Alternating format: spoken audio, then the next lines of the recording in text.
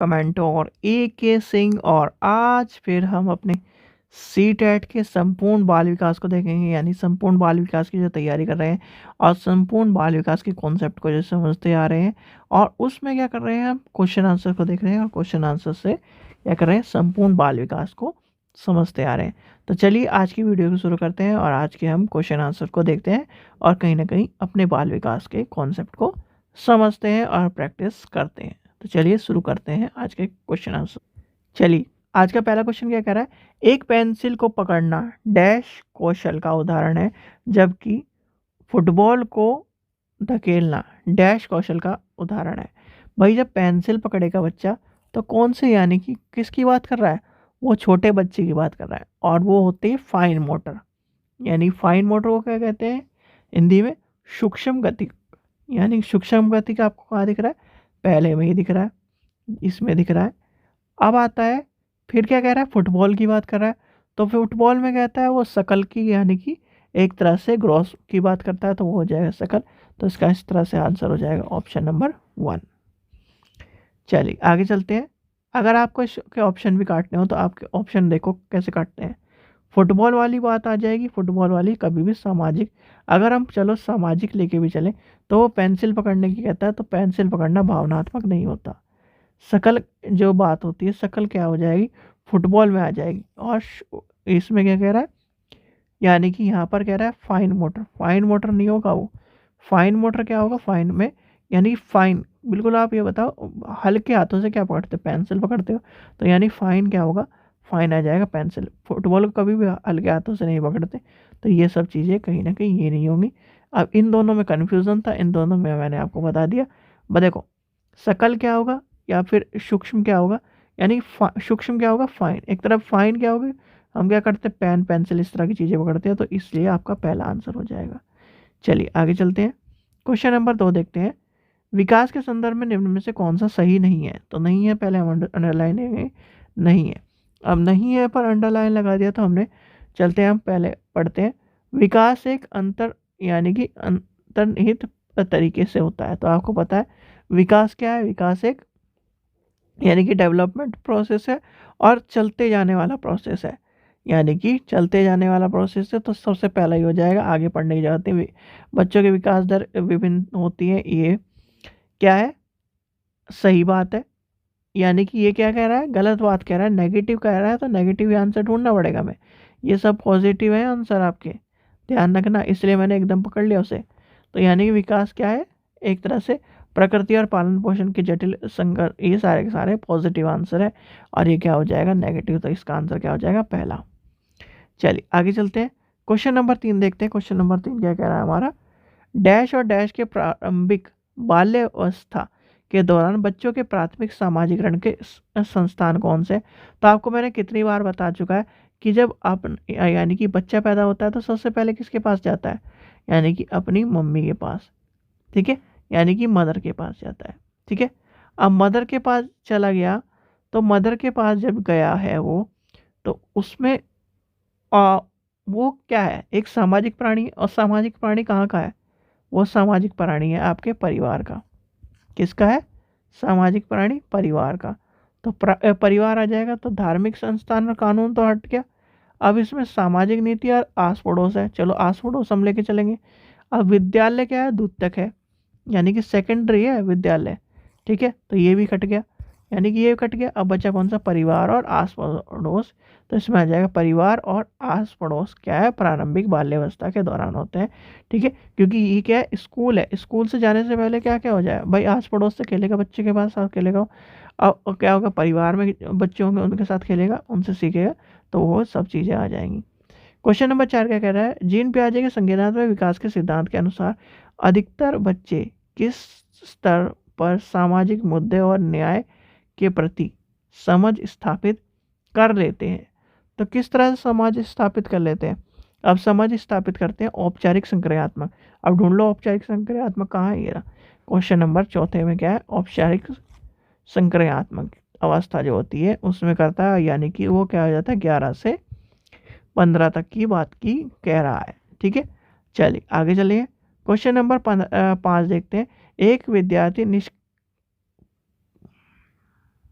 एक विद्यार्थी निरीक्षण करता है कि ए छड़ बी छड़ से लंबा है तथा छड़ बी सी से लंबा है।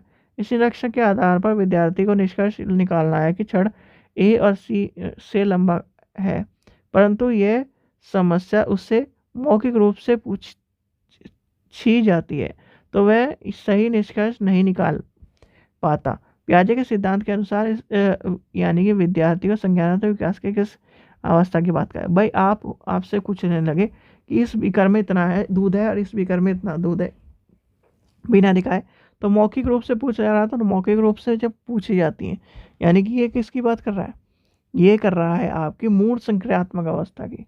तो यानी कि मूर्त बना रहा है, मूर्त बनाने के बाद आपकी संक्रियात्मक अवस्था कर रहा है, तो ये हो जाएगा मूर्त संक्रियात्मक अवस्था। चलिए क्वेश्चन नंबर 6 देखते हैं। निम्न में से किसे लॉरेंस कोहलरबर्ग द्वारा वर्णित किया गया है। तो इसके कोहलरबर्ग के द्वारा वर्णित किया गया है, तो इसमें क्या हो जाएगा, इसका आंसर हो जाएगा सामाजिक अनुबंधन अभिविन्यास, यानी कि ऑप्शन नंबर क्या हो जाएगा, ऑप्शन नंबर पहला हो जाएगा। इसका आंसर ऑप्शन नंबर पहला हो जाएगा। चलिए आगे चलते हैं। क्वेश्चन नंबर 7 देखते हैं। क्वेश्चन नंबर 7 क्या है, राजेश तीसरी कक्षा के विद्यार्थी एक समस्या का समाधान खोजने से जूझ रहा है। यह देखकर उसकी अध्यापिका ने उसे कुछ संकेत दिए जिसके आधार पर वह समस्या का समाधान कर पाया। यानी कि वायुगोष्ठी के शब्दावली में अध्यापिका ने पहाड़ प्रदान करा। तो पहाड़ आपको प्रदान करा, आपको पहाड़ वाली मैंने बात कही थी। जब पहाड़ आ जाएगा तो पहाड़ में एक वर्ड जुड़ जाएगा, तो वो क्या हो जाएगा, यानी कि जेडपीडी। अब जेडपीडी क्या की जब कॉन्सेप्ट आता है, यानी पहाड़ में जेडपीडी जुड़ गया। अब जेडपीडी क्या ये है, जेडपीडी क्या ये है, जेडपीडी क्या ये है, जेडपीडी। आपको जेडपीडी नाम तो पता है, पर क्या है हिंदी में भी आपको पता होना चाहिए जेडपीडी क्या है। जेडपीडी आपका क्या है, समीपस्थ विकास का क्षेत्र, यानी कि आपका हो जाएगा ऑप्शन नंबर सी। और जेडपीडी को इंग्लिश में क्या कहते हैं, जोन ऑफ प्रोक्सिमल डेवलपमेंट, ठीक है, जेडपीडी, ये आपका जेडपीडी है। ठीक है, चलिए क्वेश्चन नंबर 8 देखते हैं। निम्न में से किस सिद्धांतकारी ने अधिगम के सिद्धांत में सामाजिक संरचनावादी पर जोर दिया। जब सामाजिक संरचनावादी पर जोर देने वाली बात आती है तो सामाजिक संरचनावादी पर एक ही आदमी ने जोर दिया था सबसे ज़्यादा, वो था वाइगोत्स्की। ठीक है, कौन था, वाइगोत्स्की। इसलिए मैं कहता हूँ आपको कुछ नहीं करना है, आपको बस मैक्सिमम 2 दिन लगेंगे। उसमें क्या करना है, उनके यानी कि वैज्ञानिकों के नाम और उसकी जो स्पेशलिटी है वो। चलो कुछ नहीं, मैं आपको लिखवा देता हूँ, मैं आपको सारे के सारे करवाऊँगा, आपको टेंशन मत लीजिए, उसका PDF भी दे दूँगा। ठीक है, चलिए अभी आपको संडे या मंडे में वो क्लास मिल जाएगी। क्वेश्चन नंबर 9 देखते हैं। करके सीखना खोजी अधिगम और सहभागी अधिगम एक डैश कक्षा की विशेषता है।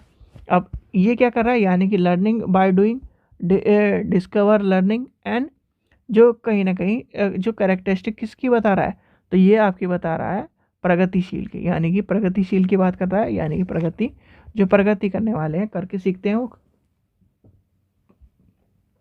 खोजते हैं चीज़ों को, तो ये आपका आ जाएगा ऑप्शन नंबर सी। चलिए लास्ट क्वेश्चन देखते हैं।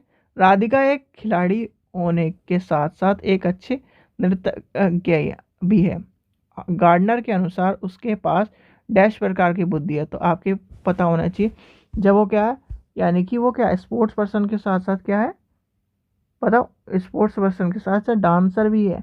अब डांसर है तो क्या है, वो शारीरिक गतिक संवेदन, यानी कि उसके आ जाएगा ऑप्शन नंबर सी। भाषिक नहीं होगा, आत्म व्यक्तित्व नहीं होगा, यानी इंट्रो पर्सनल नहीं होगा, वो म्यूजिशियन नहीं होगा। भाई अगर स्पेशली म्यूजिशियन होता तो हो जाता, भाषिक होता तब हो जाता, अब वो खिलाड़ी और दोनों चीज़ें, तो यानी कि इसमें आ जाएगा शारीरिक गतिक संवेदी। ठीक है, तो इसका आंसर हो जाएगा ये। ठीक है बच्चों, चलिए आशा करता हूँ आपको वीडियो पसंद आई। वीडियो पसंद आई तो लाइक करें, चैनल को सब्सक्राइब करें, वीडियो को ज़्यादा से ज़्यादा शेयर करें। Thank you.